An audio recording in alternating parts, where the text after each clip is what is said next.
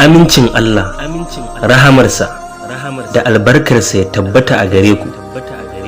Godiya, jinjina, yabo, kirari sun tabbata ga Allah maɗaukakin sarki wanda ya halicce ni, sannan ya halicci ummata, ya yi hikimar mallaka mini abbana, sannan kuma ya nufi Asiya ta zama ƙanwata.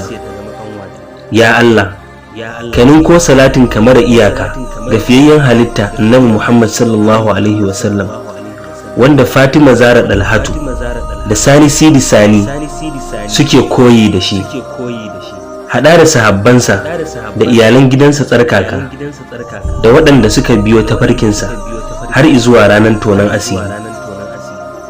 Allah maɗaukakin sarki yana cewa a cikin suratul Rum aya ta 21, wa min ayatihi an khalaqa lakum min anfusikum azwajan litaskunu ilaiha wa ja'ala bainakum mawaddatan wa rahma inna fi dhalika laayatin liqaumin yatafakkarun. Ma'ana, kuma akwai daga cikin ayoyinsa ya halitta muku matan aure daga gare ku domin ku natsu zuwa gare ta, kuma ya sanya soyayya da rahama a tsakaninku. Lallai a cikin wancan akwai ayoyi ga mutane masu yin tunani. Shi yasa Fatima Zara da Sani suka zama ma'aurata.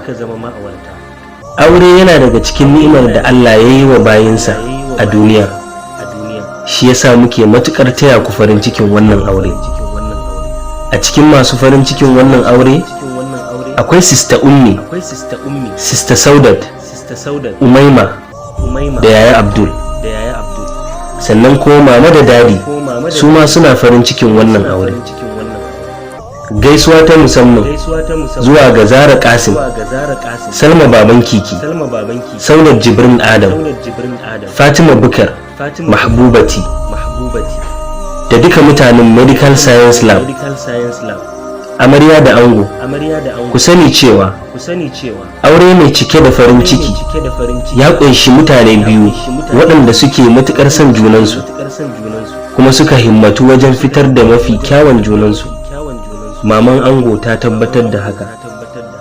Ku sani cewa masu farin cikin wannan aure suna da matuƙar yawan da ba zan iya kawo duka sunayensu ba, amma na san cewa zuciyoyinku na cike da farin ciki da annashuwan wannan aure. A ƙarshe, ina roƙon Allah subhanahu wa ta'ala ya haɗa ku da alkhairan da ke cikin wannan aure, ya kuma raba ku da sharrin da ke cikinsa.